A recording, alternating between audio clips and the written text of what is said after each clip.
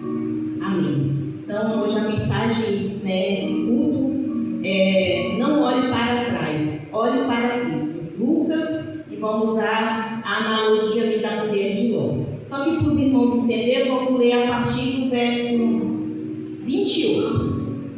Lucas 17, 28, que diz assim: como também da mesma maneira aconteceu nos dias de Ló, comiam, bebiam, compravam, vendiam, plantavam e edificavam. Mas no dia em que Ló saiu de Sodoma, choveu do céu fogo e enxofre, consumindo a todos. Assim será no dia em que o Filho do Homem se há de manifestar. Naquele dia, quem estiver no telhado, tendo os seus utensílios em casa, não desça a tomá-los, e da mesma sorte o que estiver no campo, não volte para trás. Lembrai-vos da mulher de Ló. Qualquer que procurar salvar sua vida, perdê-la-á, e qualquer que a perder, salvá-la-á. Só até aí, meus irmãos.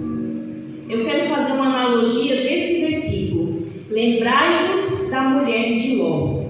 A gente sabe que a mulher de Ló olhou para trás porque sentiu saudade de Sodoma e Gomorra, ali do seu conforto que ela tinha. E quando Abraão ali, uma pequena introdução, quando Abraão, a história de Ló começa exatamente quando começa a história de Abraão, quando Abraão ali, Deus fala com ele para ele sair ali da sua terra, da sua parentela, para ir para uma terra que ainda o Senhor ia mostrar para Abraão. E ali também Abraão, chamou seu sobrinho Ló.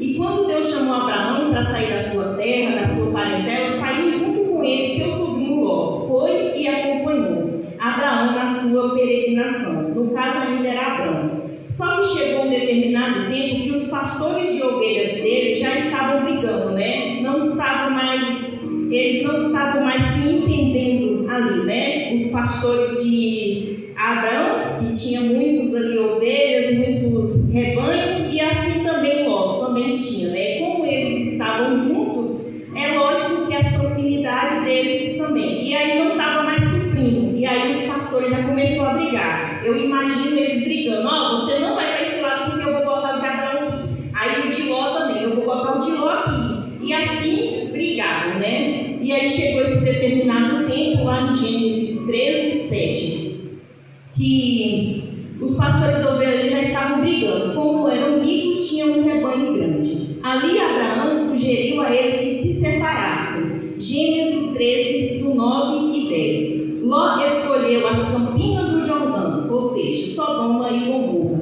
Ali quando Abraão foi falar com ele: não está dando mais certo, os nossos servos estão brigando, então você escolhe. Abraão deixou ali Ló escolher. E Ló, com os olhos cheios, olhando para aquela campina verdinha, cheia de pasto, ele escolheu as campinas de Sodoma, e assim eles foram, E eu chutei aqui, depois de alguns anos, Deus anuncia a destruição de quê? De Sodoma e Gomorra. Por causa de quê? Do pecado que subiu até o Senhor, e o Senhor, e antes de Deus destruir, Abraão foi ali na presença de Deus pedir: Senhor, por causa de 50 justos, você não vai deixar de destruir? E foi por causa de 30, de 20, até que chegou em Ló e sua família. E ali, Deus não poupou Sodoma por causa de Ló, mas tirou Ló e destruiu Sodoma e Gomorra. Ali Abraão intercede por Ló e sua família. Gênesis 18, 22 e 33. Só que durante a fuga de Sodoma, acompanhando do anjo, a mulher de Ló olhou para trás e ali ficou convertida numa estátua de sal. Então, quando ali o anjo, acompanhando eles para sair correndo, e ali eles saíram ali e falaram para ele: não olhe para trás, vá, siga em frente, não olhe para trás. Só que a mulher de Ló, ainda estava com seu coração em Sodoma e Gomorra. E ali ela pegou e olhou para trás, e o castigo de Deus é a estátua de sal. Amém, meus irmãos? Então, essa pequena introdução. E eu quero trazer algumas lições para a nossa vida, fazer analogia para a nossa vida em cima desse versículo de Lucas 17, 32. O perigo de permanecer no caminho e perder a visão da eternidade. Quero trazer essa analogia porque a mulher de Ló, ela estava no caminho, ali estava pronta para ela sair dali, né? Sair daquele lugar perverso que queriam abusar até dos anjos que foi lá resgatar Ló, né? Era um lugar perverso de gente iníqua, gente maldosa, gente cheia de maldade que só fazia o mal, né? E ali aquele pecado subindo até Deus, Deus tomou a decisão, vamos destruir, e Deus destruiu, né? Não há sentido estar no caminho e perder a salvação, perder a visão da eternidade. Irmãos, muitos, né, hoje em dia nós estamos aí vivendo dias difíceis, os fins dos tempos, né? Jesus está às portas, Jesus só está esperando a autorização de Deus, né? A primeira trombeta tocar e assim, né, começar aí a salvação dos seus, né? E às vezes nós perdemos muito a oportunidade que Cristo deu para a gente, né? Jesus deu uma oportunidade para a gente de estar aqui hoje, que foi a morte em cruz, né? O sacrifício dele. E a mulher de Ló não saiu do caminho, mas perdeu o foco. Quantas pessoas hoje se diz crentes, se diz cristãos? Eu sou crente, eu estou na igreja tal, eu sirvo a Deus de tal forma, mas o foco não está mais na eternidade. Vem para a igreja por vir, porque é uma rotina, porque faz parte do dia, né? Hoje é dia de ir para a igreja, bora lá na igreja. Mas o coração está longe, né? O coração não está ali, né? De verdade, como diz a palavra, buscai a Deus em espírito e em verdade. Muitas das vezes a gente está afastado, perdemos o foco, estamos na igreja, mas perdeu o foco da eternidade. Não está mais na eternidade, né? Está olhando para trás assim como a mulher de Ló. Há muitos dentro da igreja no caminho, mas já perdeu a visão da salvação. O diabo deixa as pessoas na igreja, só que são mornas, não fazem nada, não contribuem, não participam, não proclamam a palavra. Às vezes tem até vergonha de falar que pertence, por causa de práticas fora da igreja que não condiz com o que é ensinado na igreja. Quantas pessoas que a gente conhece que vai para a igreja, que até cultua, né? Até frequenta, mas lá fora a gente vê que não dá testemunho do Senhor, não dá testemunho daquilo que falam, que proclamam. Amém? Então, para onde nós estamos olhando?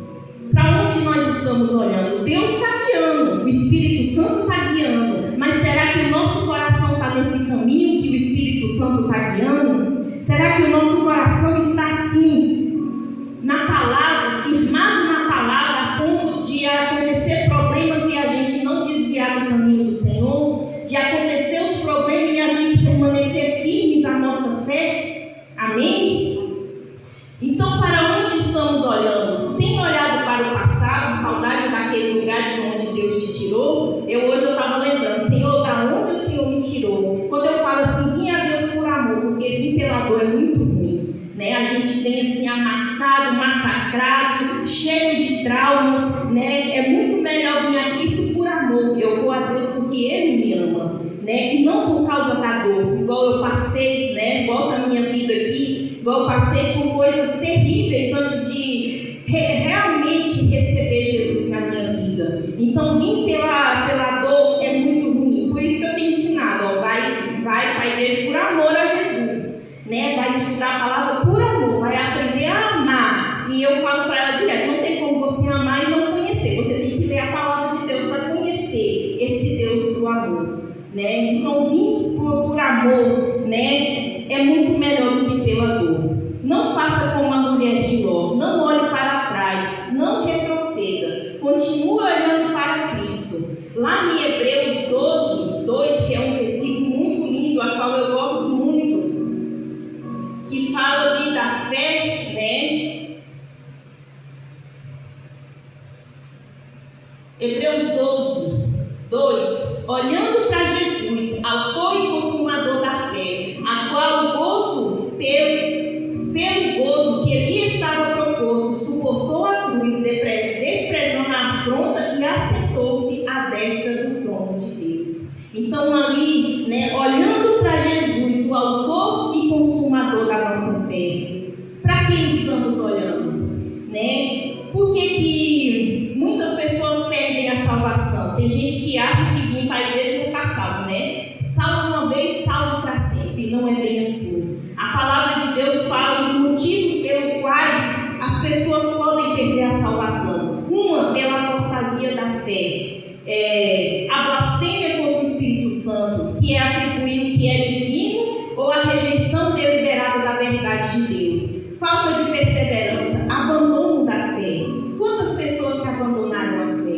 Quantas pessoas abandonaram a caminhada com Cristo e hoje vivem aí, né? E a palavra de Deus é muito dura ao dizer que quando uma pessoa é liberta, né, vamos dizer assim, de um espírito imundo, quando é liberta e aquela pessoa ali não preencher naquele vazio que ficou do espírito imundo com o Espírito Santo, quando essa pessoa desvia, esses demônios vêm e traz 7 vezes pior que ele. É muito sério. Por que tem tantas pessoas que apostataram da fé, né? Saíram da igreja, mas se apostataram e não conseguem mais voltar para os caminhos do Senhor, né? É muito difícil. Então permaneça firme na caminhada com Cristo. Se você permanecer, Deus vai te levar à salvação em Cristo. Não olhe para trás. Não olhe, meus irmãos. Não vale a pena olhar para trás, né? Não vamos ser desobedientes como a mulher de Ló. A ordem era: não olhe para trás. E ela foi desobediente e olhou para trás. E diz que até os dias atuais essa estátua de sal ainda existe. Amém?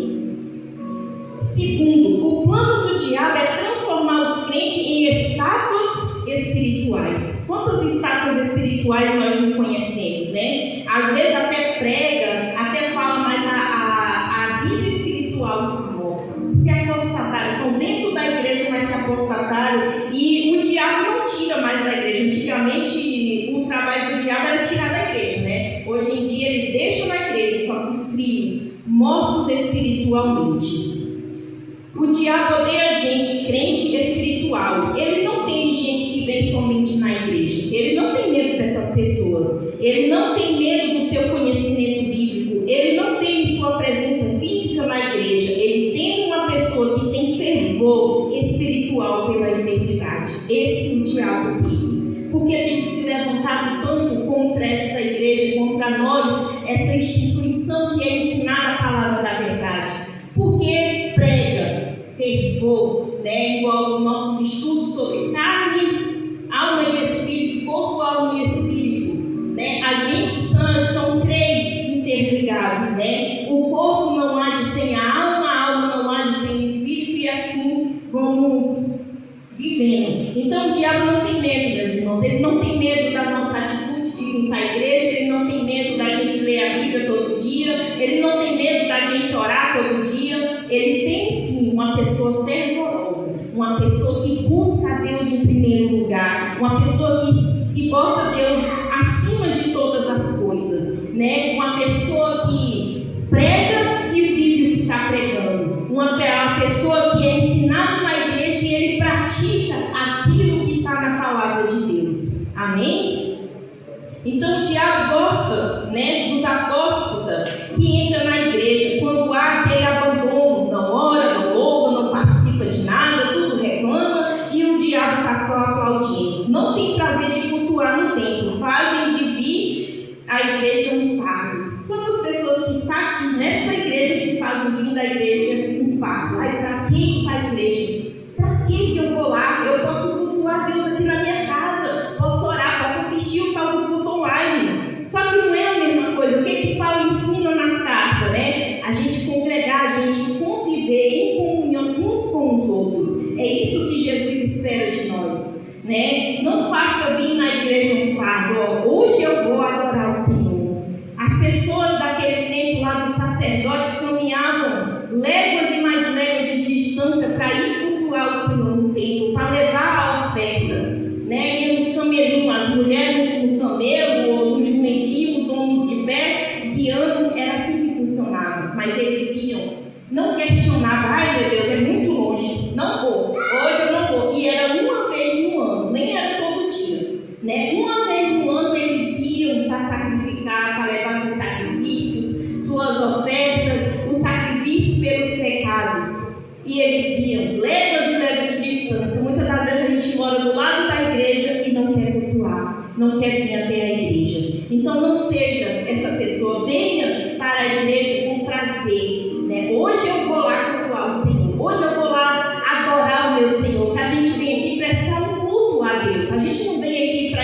nosso ego, né? A gente vem aqui para prestar um culto ao Senhor. Amém? Os irmãos estão entendendo? Glória a Deus. Então, meus irmãos, não olhe para trás, não leve, vim na igreja como um fardo, não tem prazer de estar em comunhão. E isso tudo é um prato cheio para o diabo fazer o que quer com as pessoas. As pessoas gostam, o diabo gosta dessas pessoas mesmo, que reclamam, que não quer saber de cultuar, que não quer saber de contribuir, não dá um dízimo, não dá uma oferta, não pergunta se o pastor está precisando de algo, não quer fazer uma evangelização, não quer praticar as boas obras que o Senhor praticou, né? Que é o quê? Ir atrás dos pobres, das viúvas, dos órfãos. Hoje em dia, né, as viúvas ganham melhor do que muita gente aí, né? Os órfãos também. Ninguém fica desamparado se for pelo lado do governo, né? Mas tem mendigos, tem pessoas que estão aí com os filhos passando necessidade, e é isso que Deus quer que a gente faça. Fazer o bem, né? Estar em comunhão, ir atrás para ajudar. E aqui, o sal sem sabor não faz diferença dentro da igreja. Fora o que acham que assistir culto online está agradando a Deus, mas na verdade está agradando ao diabo. É isso que o diabo quer. Não, meu filho, precisa ficar na igreja não, bora assistir o culto online, que está aqui o bispo aqui, ó, bora assistir o culto dele, né? A oração do meio-dia, das 6 da manhã, da meia-noite, e assim vai. É isso que o diabo quer que a gente se conforme, e é isso que as pessoas estão acontecendo, conformando com este século. Seja um crente avivado, fervoroso, colocando a mão no arado sem olhar para trás, olhando para Jesus, autor e consumador da nossa fé.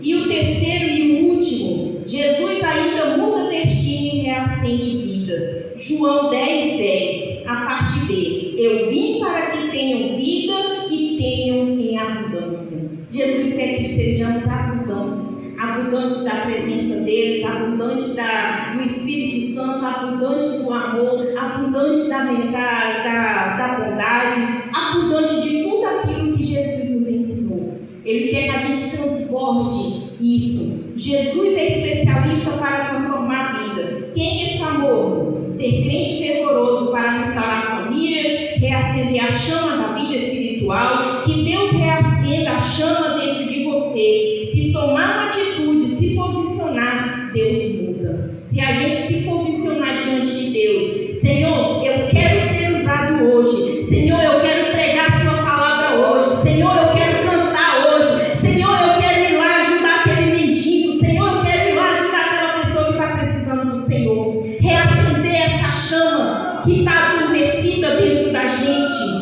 Amém? Deus não usa estátuas, Deus usa as pessoas dispostas a adorar Ele.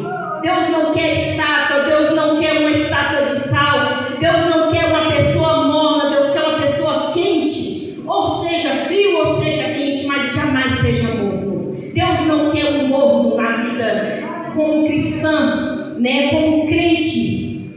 E essa mensagem, a minha oração, reacender essa chama que está dentro da gente, que às vezes está adormecida. Hoje Deus me despertou de uma tal forma. Você não precisa de uma placa de igreja para proclamar a minha palavra. Você não precisa estar no ministério para proclamar a minha palavra. Eu digo essa mensagem aqui para o meu pai, porque foi isso que Deus falou comigo hoje. A gente não precisa estar no ministério, estar preso a uma placa de igreja para a gente proclamar. Vamos fazer a diferença, vamos nos unir, meus irmãos. A gente unido, um cordão de 3 dobras não se quebra facilmente.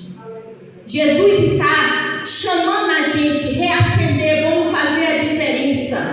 Quem quiser ouvir a palavra da mensagem verdadeira, que ouça. É isso que João sempre escreve no final dos seus capítulos. Quem tem ouvido para ouvir, ouça o que o Espírito diz às igrejas. E o Espírito Santo hoje está dizendo aqui para nós, essa pouca quantidade, Deus está contando conosco. Deus está contando comigo e com você, para reacender essa chama, para encher essa igreja, para alcançar vidas. A palavra de Deus fala que a palavra dele não volta vazia. Mesmo que as pessoas desprezem, mesmo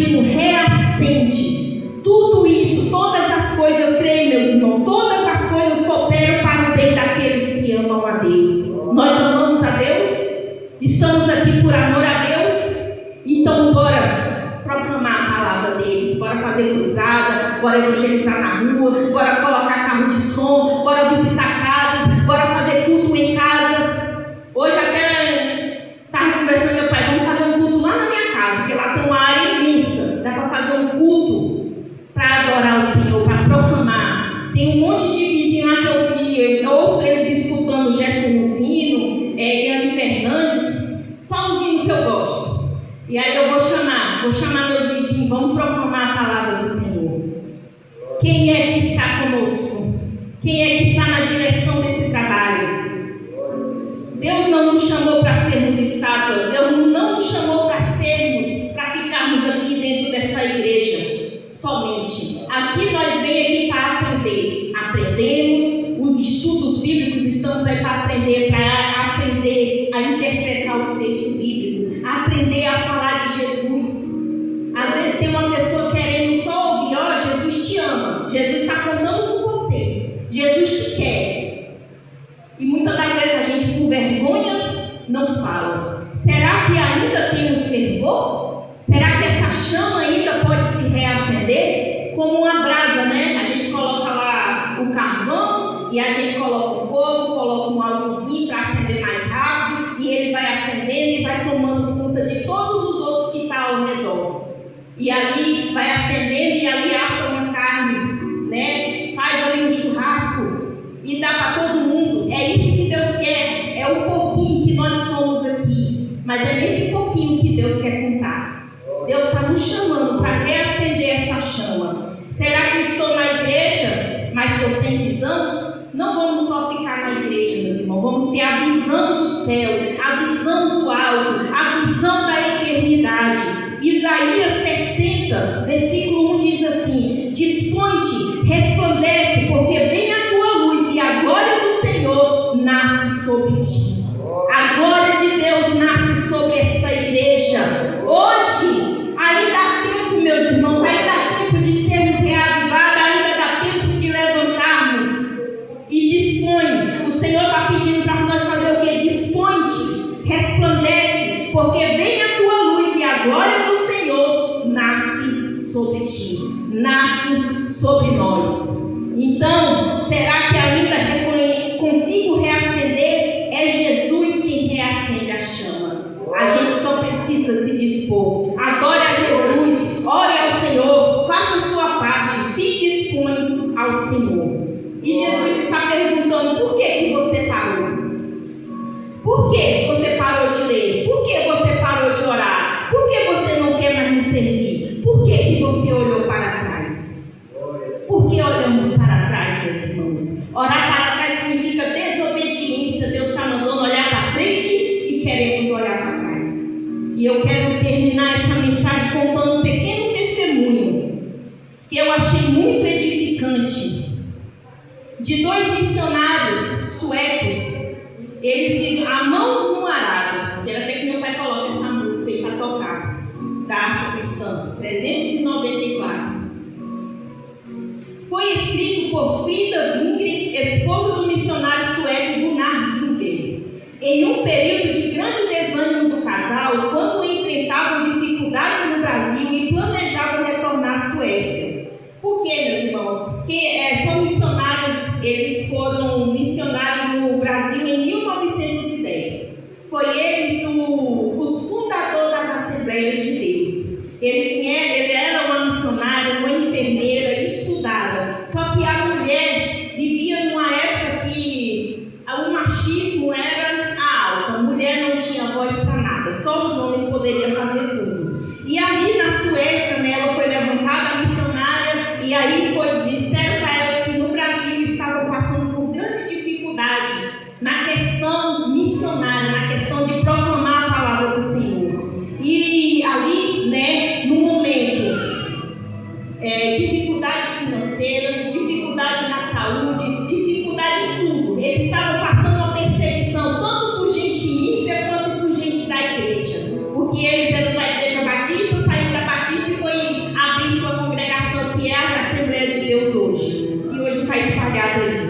Então, nesse mundo, né, nesse tempo, ele vai estar no Brasil e planejava retornar à Suécia. Diante da situação, Frida compôs um hino como um sinal de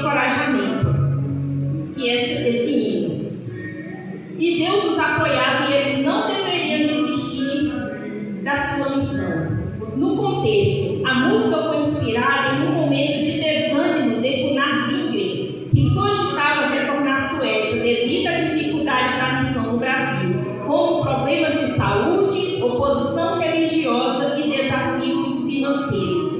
Ali no episódio, eu vou resumir porque a história é muito grande, eles ali prestes a desistir, né? O Gunnar Wingren, o esposo, né, de Frida, foi ali, né, e falou: Frida, arruma suas malas que a gente vai voltar para a Suécia, não aguento mais isso aqui. Aí Frida, com muita sabedoria, né, ela foi para o quarto, obedeceu o seu marido, foi para o quarto, só que em vez dela arrumar a mala, o que ela foi fazer? Foi orar. Foi: Senhor, o Senhor tem certeza, é isso mesmo que é para a gente fazer? E ali, naquele momento ali, Deus, né, fala com Frida o primeiro verso dessa canção, né? O Espírito Santo deu para ele o primeiro verso dessa canção.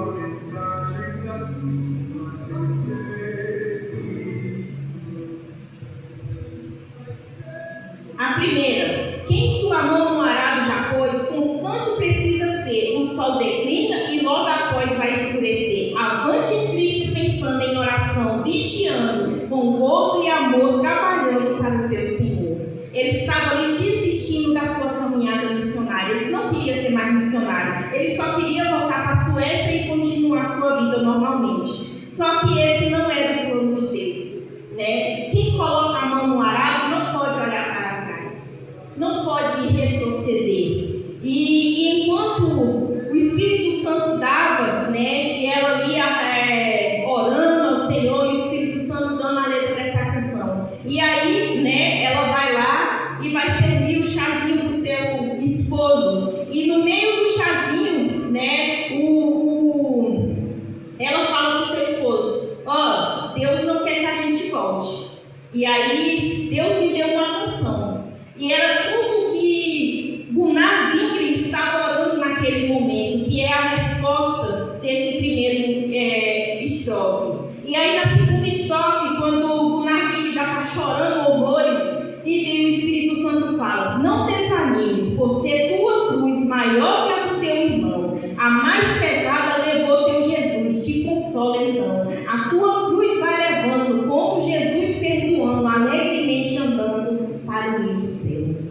E aí o Espírito Santo deu. E ali já, muito ali emocionado, vem a terceira estrofe: se bom soldado de Cristo Jesus, sofrer nas aflições, não sufocando a mensagem da cruz, nas perseguições, vai seu amor proclamando, novos de paz se levando aos que estão aguardando a salvação. E ali o Espírito Santo: você vai continuar como um bom soldado de Cristo, vai sofrer as aflições, não vai sufocar a mensagem da cruz. Vocês estão sendo perseguidos, mas você vai continuar pregando a palavra de Deus. E por fim, a quarta estrofe: quando enfim tu largares a cruz, Jesus te coroará, com santo gozo em glória e luz te consolará. Esquecerá teus lidares, tribulações e pesares, quando no céu desfrutares a perfeita paz. Irmãos, aqui nessa terra vamos ser perseguidos mesmo, vamos ser caluniados, afrontados, vão mentir no nosso nome. Como assim aconteceu? O povo mentia, né? E depois dele ouvir essa canção, ele pede para Frida: Frida, desfaz as malas, nós não vamos mais. E aí Frida responde para ele: ó, eu nem fiz essas malas, nem peguei na mala, porque o Espírito Santo falou comigo antes. E é isso que Deus quer de nós. E para terminar, né, Gunnar, né, depois de um bom tempo ali, morreu de uma doença que era uma doença muito, não sei se era malária da época lá, morreu. E Frida voltou para a Suécia e Frida foi torturada. Frida sofreu horrores, foi presa injustamente dentro de uma clínica psiquiátrica e morreu lá sozinha, sem ninguém. Mas de uma coisa eu tenho certeza: ela morreu o corpo físico dela, mas a alma dela, o espírito dela está com Jesus nesse momento, porque ela não desistiu da sua caminhada, ela não olhou para trás, ela não olhou para as dificuldades. Amém? E eu falo aqui nessa igreja, profetizando aqui nessa igreja, essa igreja vai crescer, essa igreja